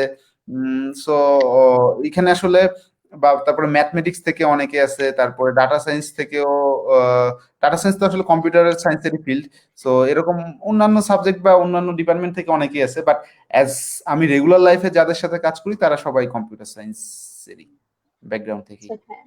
ভাইয়া যেহেতু বিভিন্ন ব্যাকগ্রাউন্ডের আছে, সবাই কাজ করছে একসাথে, তো আমাদের যদি সিএসসি বা সফটওয়্যার ইঞ্জিনিয়ার হিসেবে চিন্তা না করি, যদি ওভারঅল চিন্তা করি, তাহলে আমাদের বিভিন্ন ভিন্ন ভিন্ন ব্যাকগ্রাউন্ডের ক্ষেত্রে কি কোন ল্যাঙ্গুয়েজ বা কোন ক্ষেত্রে, যেমন বিভিন্ন ফ্রেমওয়ার্ক বা বিভিন্ন ল্যাঙ্গুয়েজ থাকে, সো কোনটার ক্ষেত্রে তাদেরকে বেশি গুরুত্ব দেওয়া উচিত? আসলে এরকম কোনো স্পেসিফিকেশন বলতে গেলে নাই। গুগলে যখন কেউ ইন্টারভিউ দেওয়া হয় আসলে তাকেও নিজেই একটা চয়েস দিয়ে দেওয়া, অ্যাজ এ ফ্রেশ গ্রাজুয়েট হিসেবে যখন কেউ গুগলে অ্যাপ্লাই করে, তো তার ওইখানে যে রিকোয়ারমেন্টটা লেখা থাকে ওইখানে জাস্ট যেটা থাকে যে কয়েকটা সাবজেক্টের নাম উল্লেখ করা থাকে যেগুলা হচ্ছে computer science related, like engineering related, like CSC, mathematics, Tripoli বা এই রিলেটেড ওইখানে বলা থাকে এই রিলেটেড সাবজেক্ট থেকে তার গ্রাজুয়েশন করা আছে। এবং টেকনিক্যাল ইয়ার ভিতর বলা হয় সাধারণত দেখা কয়েকটা ল্যাঙ্গুয়েজের নাম উল্লেখ করা থাকে এবং বলা হয় সিমিলার এই টাইপের কোন একটা ল্যাঙ্গুয়েজে তার ফ্লুয়েন্সি থাকতে হবে। লাইক সাধারণত যেগুলো উল্লেখ করা থাকে C++, জাভা, পাইথন, গো, রুবি, এরকম কয়েকটা ল্যাঙ্গুয়েজের কথা উল্লেখ করা থাকে, C#, যেগুলো খুবই ফেমাস। তো আমরা এটাই জানি যে বাংলাদেশ থেকে আসলে প্রত্যেক ইউনিভার্সিটি কথাই চিন্তা করি বা যে ইয়ার কথাই চিন্তা করি এই ল্যাঙ্গুয়েজ গুলো আসলে কমন পড়ে যায় আর কি, C++, জাভা স্ক্রিপ্ট। এবং গুগলে ইন্টারভিউ দেওয়ার ক্ষেত্রেও আসলে ইন্টারভিউ নেওয়ার আগে রিক্রুটার তাকে আস্ক করে যে আসলে তুমি কোন ল্যাঙ্গুয়েজটাতে ইন্টারভিউ দিতে চাও। লাইক কেউ যদি চাই সে জাভা স্ক্রিপ্টে তার কোডিং ইন্টারভিউ দিতে পারে, কেউ C++-এ দিতে পারে, কেউ জাভাতে দিতে পারে। সো এই ক্ষেত্রে আসলে মেন ব্যাপারটা হয়ে যায় যে আমি কোন ল্যাঙ্গুয়েজ জানি এটা থেকে আমি কোন ল্যাঙ্গুয়েজটা কত ভালোভাবে জানি এটা বেশি ম্যাটার করে। অর্থাৎ আমি 5টা ল্যাঙ্গুয়েজ ভালোভাবে না জানি, আমার একটা ল্যাঙ্গুয়েজ আসলে খুব ভালোভাবে জানাটা বেশি ইম্পর্ট্যান্ট। এবং ফ্রেমওয়ার্কের কথা আসলে ফ্রেশ গ্রাজুয়েটদের জন্য এটা কোনো ম্যাটার করে না যে সে কোনো ফ্রেমওয়ার্ক জানে কিনা।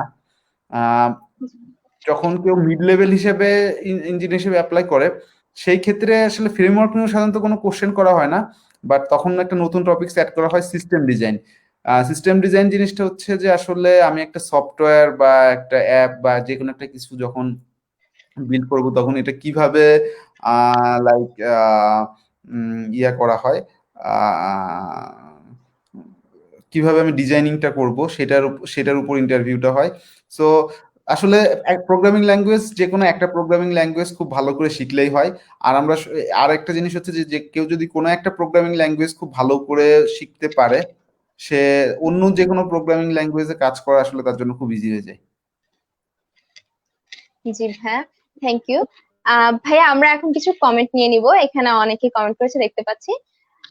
ভাইয়া আহনাফ রাফিদ কমেন্ট করেছেন, বিগ টেক কোম্পানিতে জবের জন্য কম্পিটিটিভ প্রোগ্রামিং কিরকম হেল্প করে? সরি, কোশ্চেনটা বিডিতে জবের জন্য প্রোগ্রামিং কম্পিটিটিভ প্রোগ্রামিং কিরকম হেল্প করে? অ্যাকচুয়ালি বাংলাদেশে জবের ক্ষেত্রে কম্পিটিটিভ প্রোগ্রামিং যথেষ্ট হেল্পফুল।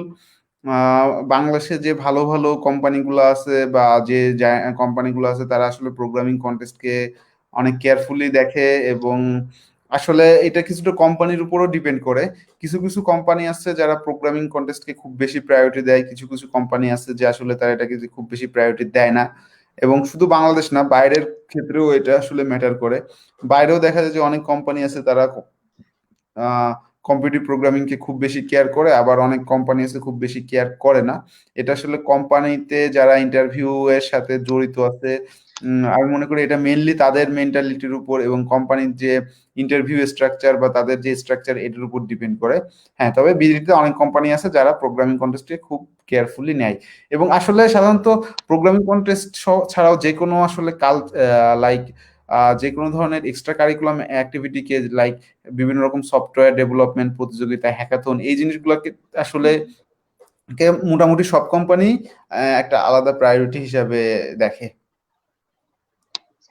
আশা করি আহনাফ রাফিদ আপনি আপনার কোশ্চেন পেয়ে গেছেন। পরবর্তী কোশ্চেন হচ্ছে, গুগল এবং এনওসি সলিউশনের মধ্যে ইঞ্জিনিয়ারিং স্ট্রাকচারের মধ্যে কতটুকু ডিফারেন্স আছে বলে আপনার মনে হয়? আহ, আসলে যদি আমি গুগলের কথা বলি, গুগল একটা বিশাল এক জায়গা, যেখানে আসলে দেখা যায় যে প্রত্যেকটা টিম বা বিভিন্ন টিম ওয়াইজ বা বিভিন্ন অফিসিয়াল কালচার অনেক কিছু ডিপেন্ড করে বা ইয়া করে। সো দেখা যায় যে নিজের কাজের বাইরে অন্য টিমগুলোতে আসলে কি হচ্ছে এটা জানার সুযোগ খুব বেশি একটা থাকে না। সো এই ক্ষেত্রে গুগলের আর্কিটেকচার ডেভেলপমেন্ট সিস্টেমটা বেশ ভালো। এখানে ওয়ার্ক লাইফ ব্যালেন্স, এবং এনোসিস এর কথা যদি আমার বলতে হয় যে এনোসিসেও হচ্ছে আহ, এটা প্রচুর ওয়ার্ক লাইফ ব্যালেন্স একটা কোম্পানি, এবং ওদের যে ইঞ্জিনিয়ারিং আর্কিটেকচারটা খুবই সুন্দর। এবং আমার কাছে যেটা মনে হয়েছে যে আসলে বাংলাদেশে কোনো কোম্পানি এত ভালোভাবে চেইন অফ কমান্ড মেনটেন করতে পারে, এটা আমি এনোসিস সলিউশনসেই মনে হয় দেখছি। সো এনোসিস এর ইঞ্জিনিয়ারিং আর্কিটেকচার আসলেই অনেক বেশি সুন্দর। আচ্ছা, থ্যাংক ইউ রাহিফুল ইসলাম। আশা করি আপনি আপনার উত্তর পেয়ে গেছেন। আদিত রয় প্রশ্ন করেছেন, প্রবলেম সলভিং স্কিল কতটুকু হলে ভালো কোম্পানিতে জব পাওয়ার পসিবিলিটি হবে? আসলে সাধারণত যেটা হয় যে যদি আমি কম্পেয়ার করি যে প্রোগ্রামিং কন্টেস্টের সাথে, প্রোগ্রামিং কন্টেস্টে দেখা যায় যে অনেক হার্ড হার্ড ডাটা স্ট্রাকচার বা অ্যালগোরিদমিক প্রবলেম গুলো থাকে। জব ইন্টারভিউতে সাধারণত এরকম থাকে না। জব ইন্টারভিউতে দেখা যায় যে বেসিক অ্যালগোরিদমের প্রবলেম গুলো থাকে, বা একটু ইমপ্লিমেন্টেশন প্রবলেম থাকে, এবং একটু ক্রিটিক্যাল থিঙ্কিং টাইপের প্রবলেম থাকে। অর্থাৎ জব ইন্টারভিউতে প্রবলেম গুলার সলিউশন খুবই ছোট হয়, বাট এগুলা সাধারণত একটু ট্রিকি টাইপের সলিউশন হয়। অর্থাৎ আমার ইনস্ট্যান্স থিঙ্কিং পাওয়ারটা একটু বেশি লাগে, লাইক ইনস্ট্যান্টলি থিঙ্কিং করে আমার কোনো একটা সলিউশন বের করা লাগে। সো এই ক্ষেত্রে দেখা যায় যে আমার কাছে যেটা মনে হয় যে কেউ জব ইন্টারভিউ এর জন্য যদি বলতে হয়, সো কোড ফোর্সেস, আমি যদি প্রোগ্রামিং কন্টেস্টের সাথে কম্পেয়ার করি, সো কোড ফোর্সেস এর ডিভিশন 2 এর ডি এনাফ অ্যান্ড সাধারণত সি বা ডি লেভেলের কোশ্চেন গুলো থাকে জব ইন্টারভিউতে।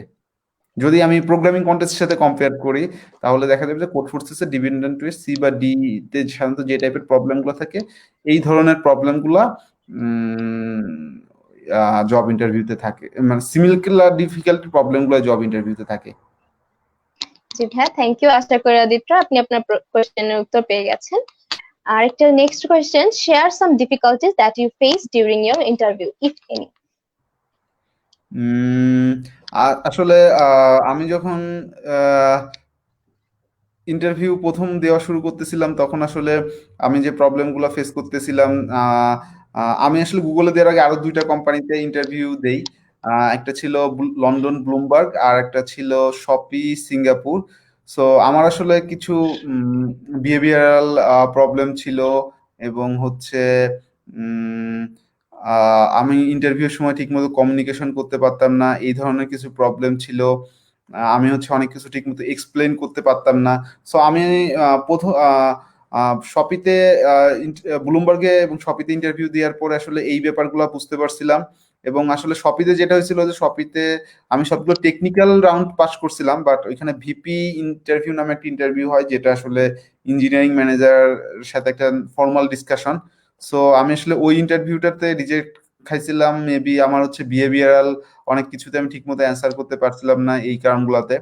সো যখনই আমি আসলে ইন্টারভিউ দিচ্ছিলাম আমার কাছে যেটা মনে হচ্ছিল যে আমি একটা জিনিস চিন্তা করতেছি, এটা ইন্টারভিউয়ারকে সাথে সাথে ইন্টারাক্ট করে বুঝাচ্ছি, এই জিনিসটা খুব বেশি চ্যালেঞ্জিং। আর হচ্ছে ইন্টারভিউ এর সময় মেনলি দেখা যায় যে একটা এক্সট্রা প্রেশার কাজ করে, যেটাকে বলা হয় আসলে তখন আমরা খুব বেশি টেন্সড হয়ে যাই, যে দেখা যায় অনেক পারা জিনিসও আমরা আসলে টেনশনের কারণে ভুল করতে থাকি। সো এই ইন্টারভিউর প্রেশারটা হ্যান্ডেল করাটাই আসলে খুব টাফ।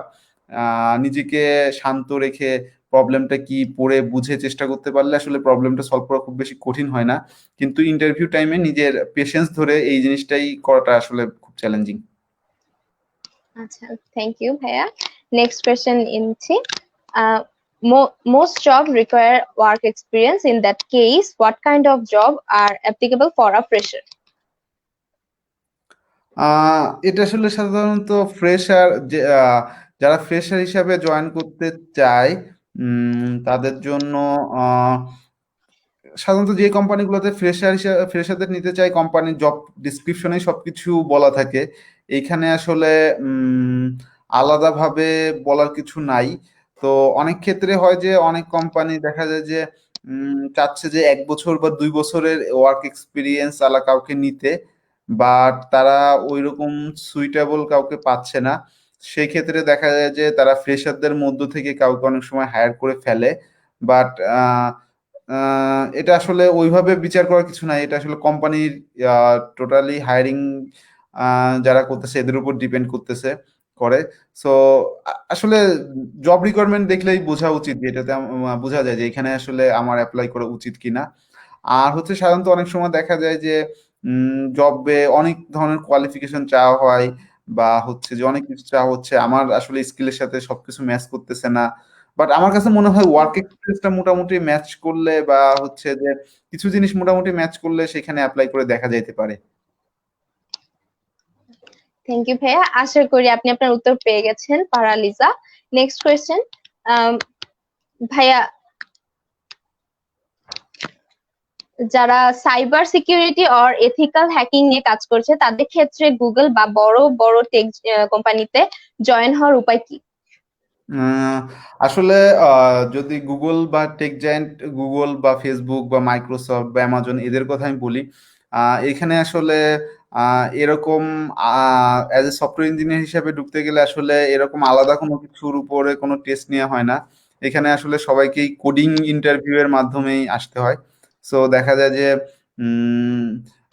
ইথিক্যাল হ্যাকিং বা ইয়া সেক্টর এরকম সেক্টর গুলাতে বা যে সেক্টর গুলোতে আসলে কেউ ঢুকতে চায় তাকে অ্যাজ ইউজুয়াল একটা জেনারেল ইন্টারভিউর মাধ্যমেই আসতে হয়, লাইক সেটা কোডিং ইন্টারভিউ। সো দেখা যায় যে তারা অনেক সময় হয়তো কারো যদি ইথিক্যাল হ্যাকিং এ খুব বেশি মানে দেখা যাচ্ছে যে সে এমন কিছু একটা করে ফেলছে করে যেটা দিয়ে সে ওয়ার্ল্ড ফেমাস হয়ে গেছে, সেই ক্ষেত্রে হয়তো তাকে জন্য স্পেশাল কোনো কনসিডারেশন চাইলে গুগলের হায়ারিং কমিটি করতে পারে। বাট অ্যাজ ইউজুয়ালি হচ্ছে যে যে কাউকে আসলে জব পাইতে গেলে কোডিং ইন্টারভিউটাই আসলে মেইন এখানে, যেখানে যে ডাটা স্ট্রাকচার বা অ্যালগোরিদমিক যে প্রবলেম গুলো থাকে বা এই টাইপের প্রবলেম গুলো সলভিং করার যে স্কিলটা, এটাই আসলে তারা এক্সপেক্ট করে।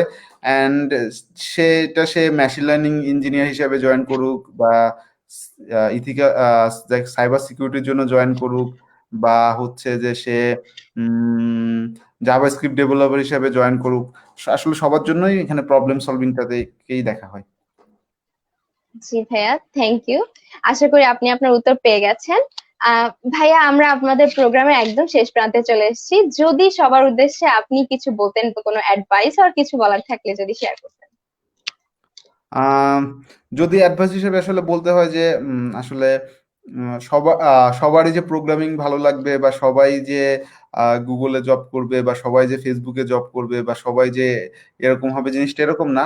কেউ ক্যারিয়ারের আসলে অনেকগুলা ওয়ে আছে। কেউ হচ্ছে দেখা যাচ্ছে যে হায়ার স্টাডিতে আসবে, ভালো ভালো ইউনিভার্সিটি থেকে পিএইচডি করবে, মাস্টার্স করবে, কেউ টিচিং প্রফেশনে যাবে, কেউ সফটওয়্যার ইঞ্জিনিয়ার হবে, কেউ দেখা যাচ্ছে সফটওয়্যার কোয়ালিটি অ্যাসুরেন্স ইঞ্জিনিয়ার হবে, এবং আরো ডিফারেন্ট প্রফেশনে যাবে। বাট আসলে যেটা আমি সাপোর্ট দিব, করবো যে যে যেটাতে যাইতে চাই সেটার প্রতি তার আসলে কেয়ার, সেটাই, যার যেটা ভাল লাগে সেটাতেই যাওয়া উচিত, এবং হচ্ছে যে যেটাই ভাল লাগুক ওটাই আসলে মনোযোগ দিয়ে করা উচিত। আর যারা ফার্স্ট ইয়ারে, যদি যদি ফার্স্ট ইয়ারদের কথা বলি, আমি আসলে একটা জিনিস সাজেস্ট করবো, যে আমি দেখা যাচ্ছে যে আমি ওয়েব ডেভেলপমেন্ট করতেছি বা অ্যান্ড্রয়েড ডেভেলপমেন্ট করতেছি, বা আমার প্রোগ্রামিং কন্টেস্টে যাওয়া হচ্ছে না, বাট আমার জন্য, আমি যদি চাই আমার প্রবলেম সলভিং স্কিলটা যেন আমি একটু গ্রো করে রাখি, অর্থাৎ সবার আসলে ফার্স্ট ইয়ার সেকেন্ড ইয়ারে এসিএম প্রবলেম সলভিং করাটা খুব দরকার বলে আমি মনে করি। দেখা যাচ্ছে যে গুগলে জব পাইতে হলে যে প্রোগ্রামিং কন্টেস্টে যাইতে হবে, জিনিসটা এরকম না। বাট দেখা যাচ্ছে আমি অ্যান্ড্রয়েড অ্যাপ ডেভেলপিং করতেছি, বাট আমি সাথে সপ্তাহে মাঝে মাঝে একদিন বা 2 দিন পর পর একটা বা দুইটা প্রবলেম সলভ করতেছি, যেটা আসলে আমার প্রবলেম সলভিং স্কিলটাকে ভালো রাখতেছে। এটা যে আমার কম্পিটিটিভ প্রোগ্রামিং না করলে যে আমি প্রবলেম সলভিং করলে আমার কোনো কাজে আসবে না, এটা না। এটা ইন ফিউচারে আমার যে কোনো জব বা যে কোনো কিছু, বা আমি যেই কাজে ডেভেলপিং করতেছি সব ক্ষেত্রে আসলে আমাকে হেল্প করে। সো সবারই আসলে যদি জিনিসটা ভালো লাগে তাহলে হচ্ছে যে টুকটাক প্রবলেম সলভিং স্কিল রাখা উচিত। আর যারা কম্পিউটার সায়েন্সে ভর্তি হয়েছে এবং প্রোগ্রামিং রিলেটেড কোনো একটা বিষয়ে যাইতে চায়, পড়াশোনা করতে চায়, হায়ার স্টাডি করতে চায়, যাই করতে চায়, তাদের প্রথম দিকে আসলে প্রথম 1 বছর বা 2 বছর আসলে প্রবলেম সলভিং এর সাথে থাকা উচিত বলে মনে করি। থ্যাংক ইউ ভাইয়া আপনার অ্যাডভাইসের জন্য, and thank you so much, আপনি আপনার ব্যস্ততার মধ্যেও কিছু সময় আমাদেরকে দিতে পেরেছেন এবং দিয়েছেন। থ্যাংক ইউ সো মাচ ভাইয়া আমাদের সাথে জয়েন করার জন্য। হ্যাঁ, আপনাদেরকেও আসলে ধন্যবাদ আমাকে হচ্ছে যে এরকম একটা পরিবেশের সবার সামনে কথা বলার সুযোগ করে দেওয়ার জন্য। এবং আসলে যারা এতক্ষণ মনোযোগ দিয়ে সবকিছু শুনছে তাদেরকেও ধন্যবাদ। এবং আমি আসলে চাই যে ইন ফিউচার বাংলাদেশ থেকে আরো অনেক বেশি সবাই জয়েন করুক। সেটা গুগল হইতে পারে বা অন্য টেক জায়ান্ট কোম্পানি, বা যেখানে আমাদের যারা বাংলাদেশি সিএসসি স্টুডেন্ট আছে তারা যেন অন্তত বাইরের এই জায়ান্ট কোম্পানিগুলোতে, অর্থাৎ অন্যান্য শুধু সফটওয়্যার ইঞ্জিনিয়ারদের ক্ষেত্রেও না, অন্যান্য যারা আছে তারাও তাদের সেক্টরে যেন এইভাবে তাদের যে বেস্ট পজিশন গুলো আছে সেইগুলো অ্যাকোয়ার করে, এটাই।